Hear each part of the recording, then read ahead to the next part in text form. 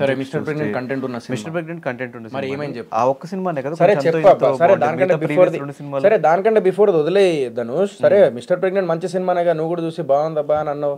Last second half బాగుంది, నాకు second half connect అయినా, నేను ఫస్ట్ హాఫ్ కొంచెం ఓకే నాకు అంత అనిపించలేదు అని నువ్వే అన్నావు. తర్వాత సెకండ్ హాఫ్ బాగుంది నాకు నచ్చింది అని అన్నావు. సరే ఏమైంది, అట్లీస్ట్ నాకు లైక్ కనీసం ఒక 7-8 కోట్ల 5-6 కోట్ల యాక్టర్గా మంచి అప్రిసియేషన్ వచ్చింది రాలేదా?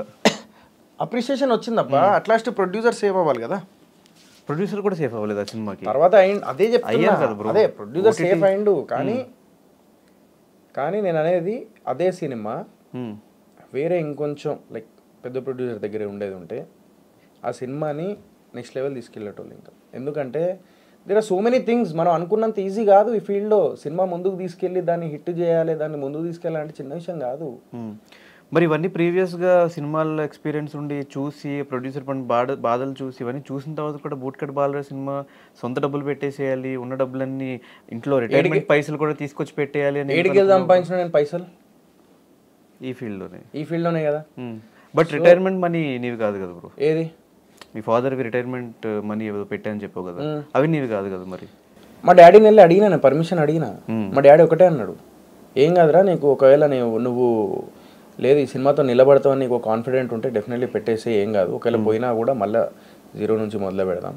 నువ్వు ఆల్రెడీ ఒకప్పుడు మా నాన్న ఒక మాట అన్నాడు అనమాట, సింగరేన్ జాబ్ చేసుకో, సినిమా ఇండస్ట్రీ వదిలేసి వచ్చాయంటే సరే అని చెప్పేసి పోయి సింగరేన్ జాబ్ చేద్దాం అనుకున్నా. కానీ కట్ చేస్తే నాకు సింగరేన్ జాబ్ చేయాలనిపించలేదు. మళ్ళీ హైదరాబాద్ వచ్చేసిన. లేదు ఏదో ఒక టైం వస్తుంది అని చెప్పేసి అన్న. బిగ్ బాస్కి వెళ్ళినా టైం తెచ్చుకున్నా, తర్వాత ఇప్పుడు సినిమాలు చేసుకుంటూ వస్తున్నా. అప్పటి నుంచి మా నాన్నకు నా మీద నమ్మకం. ఒక తండ్రికి ఒక కొడుకు మీద నమ్మకం తెప్పించాలి అనేది it's a big task as a సన్గా. అది నేను ప్రూవ్ చేసుకున్నా. నేను ప్రతి కొడుకు వాళ్ళ తండ్రిని ఎప్పుడు ఒక భరోసా అనేది ఒకటి ఇచ్చే ప్రూఫ్లో ఉంటే, అంటే ఆ ఇచ్చే అదేంటి ప్రయత్నంలో ఉంటే definitely he will achieve that is what I believe and I did.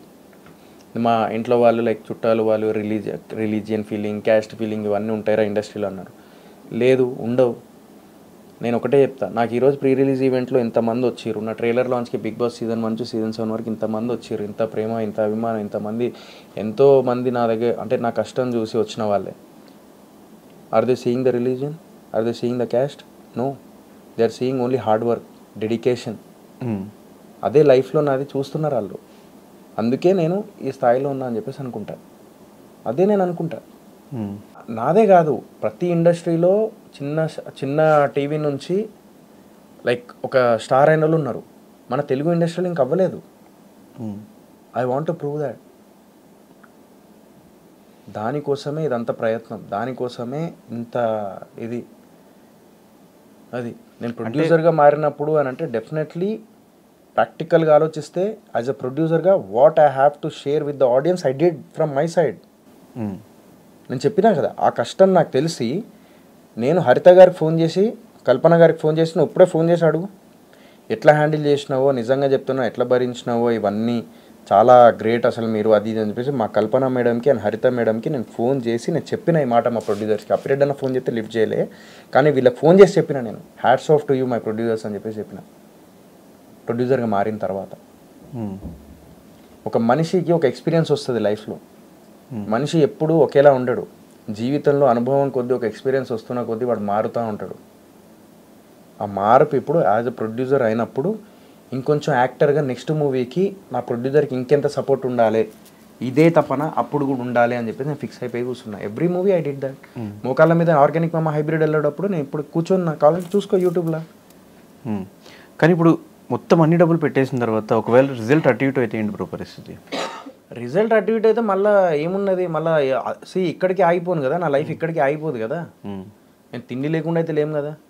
ఇన్స్టాగ్రామ్లో ఒక పోస్ట్ పెడితే పైసలు వస్తాయి, ఓకే, దాంతోనన్నా బతుకుతా. కానీ నెక్స్ట్ సినిమా ఇంకా ఇక్కడ తాగదా, నెక్స్ట్ సినిమా కూడా ఉంటుంది, ఇదే ఉంటుంది. ప్లస్ నా ఫ్రెండ్ పండుగాడు ఉన్నాడు, వానికి మెల్లమెల్లగా ఇస్తారా బాయ్ అని చెప్పేసి చెప్తే వాడు కూడా 100% నీకు తెలియదు ఏమున్నా దాని గురించి, వాడు కూడా ఓకే రాది అని చెప్పేసి అంటాడు. అది సో నేనేందంటే ఒకటే బిలీవ్ చేసిన, నా సినిమా మీద నమ్మకం ఉంది కాబట్టి నేను పెట్టిన. నమ్మకం లేకపోతే నేను పెట్టడమే కాదు.